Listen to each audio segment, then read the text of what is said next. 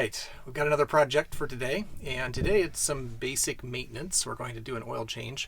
We've had this coach for about a year, and we have never done an oil change on it. I think the oil was changed right before we bought it, but I don't remember. I'd have to go back and check the records.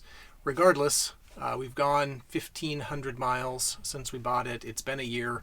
It's due for an oil change. I think at the very least I'll want to do an oil change every year. If I was driving more, probably at least every 3,000 miles. I think with as little as we're driving it, it's probably okay to go a year. I don't think it makes sense to do an oil change right before we park it for the winter and then let it sit. So it's springtime, time to do an oil change before we start driving it again this year. And it, I think, should be a pretty straightforward project. We're going to talk a little bit about what we go through. A couple just kind of nuts and bolts things.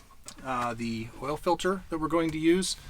These came with the coach when we bought it. It's the Napa Gold 1258. I like Napa filters. They've always been good on other vehicles, so I'm happy to use that. So ours is a 77 Kingsley, and it has the 403 engine. And that, looking at the parts interchange, is the right filter for our engine, so no concerns there. For the oil, so the previous owner had been using Amzoil, and I've never used Amzoil on anything else. It's pretty expensive, but I've always used synthetic oil in all of my vehicles. And as far as oils go, I just really like synthetics. And this one in particular has a high zinc content, which everything I've read says is important or useful for these engines. And so I do want to stay with that high zinc content. The previous owner was using 1030. That seems a little light to me for an engine with 110,000 miles on it and of this vintage. But we don't really seem to be burning oil, and we're not really losing a lot of it.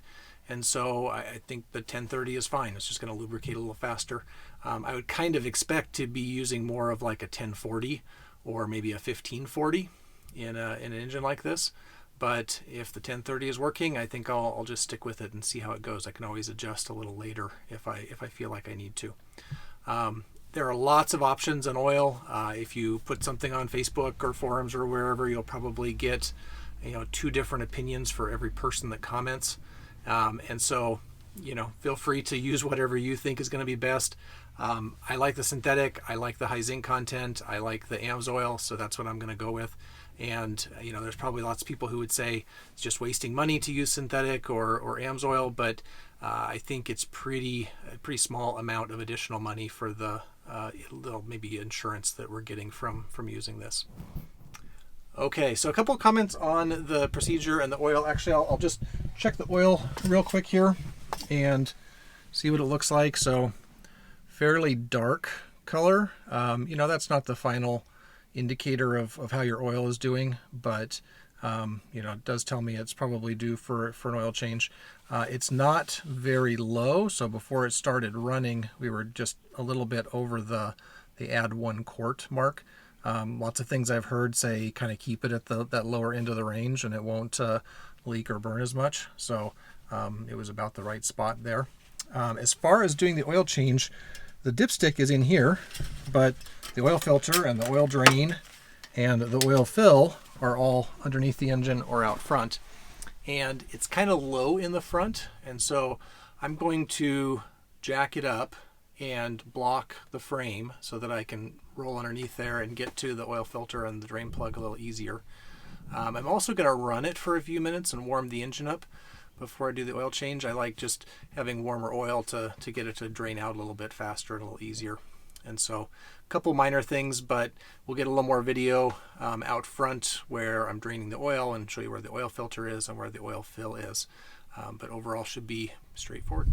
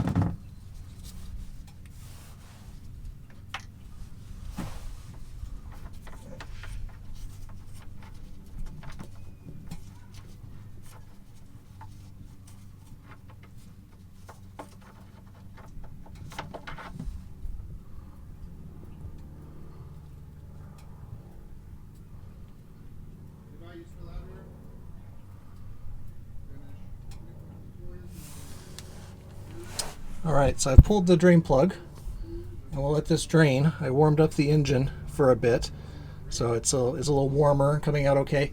I'm actually going to remove the oil cap from the top just to get a little airflow to help it drain a little faster.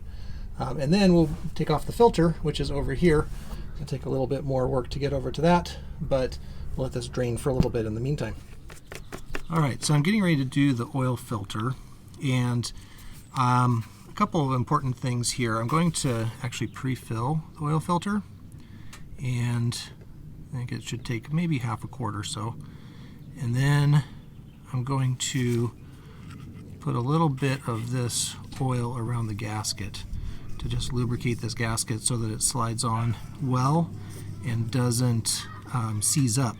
The benefit of filling up the oil filter with some oil is that as the engine starts up after the oil change, it can start pumping oil up to the top of the engine faster instead of having to pump oil into the filter and then through the engine.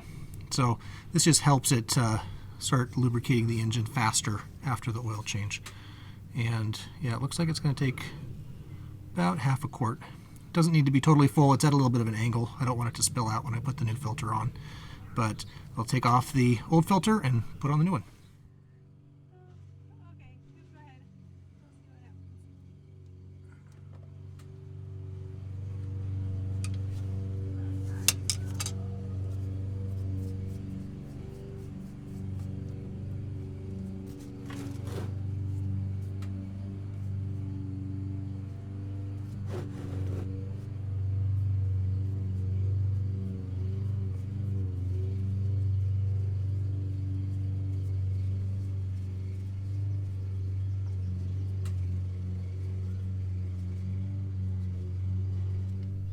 Alright, so I'm putting in the oil. I've got the drain plug back in. I replaced the gasket on the drain plug.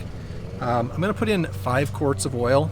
Lots that I've read say that it takes more like 6 quarts, but it's always easier to put a little more in than it is to take the oil out. So I'm going to start out with 5. I'll go inside and check the level on the dipstick, see if it's showing up, and then start the engine up and let it circulate. Alright, so I've put in 5 quarts of oil. I've checked, make sure the drain plug is not leaking. I don't see anything dripping from the bottom of the engine, so that's good. The drain plug would leak, if it wasn't tight or if there was a problem with the gasket once you start putting oil in the engine. So I think it should take about 6 quarts altogether. In that 5 quarts, I put about half a quart in the oil filter. So I'm going to check the dipstick real quick and just make sure that I'm getting a reading. It should go down some, yeah, and I can see it's actually about halfway through that add range. It should go down a little bit when I start the engine, but I want to start the engine and run it for a little bit, rev it up a little bit, and then go out and look underneath and just make sure the oil filter isn't leaking and there's nothing else, and let it run for a little bit. Then I'll turn it off, and then I'll do my final check and top off. Okay, so I ended up with about 5.5 quarts of oil in. It's right in the middle of that fill range, and so I think that's a good spot. We'll start out there and keep an eye on it. So 6 quarts probably would have filled it up to the top, but I'm okay running just a little bit low. I started it up. The oil pressure came right up very quickly, so that's good. I think that helps to have the oil in the filter to get started. Ran it for a little bit just to make sure there weren't any leaks coming from the filter or any lines or anything, and looked good. And so I think we're in pretty good shape. This is also a great time to top off the washer fluid, check the belts and hoses. I took a look at the power steering fluid and the brake fluid, and just do a general kind of walk around. I'm also going to grease all of the chassis points. I'm going to do another video on that. But that's another good thing to do at the same time you're doing an oil change.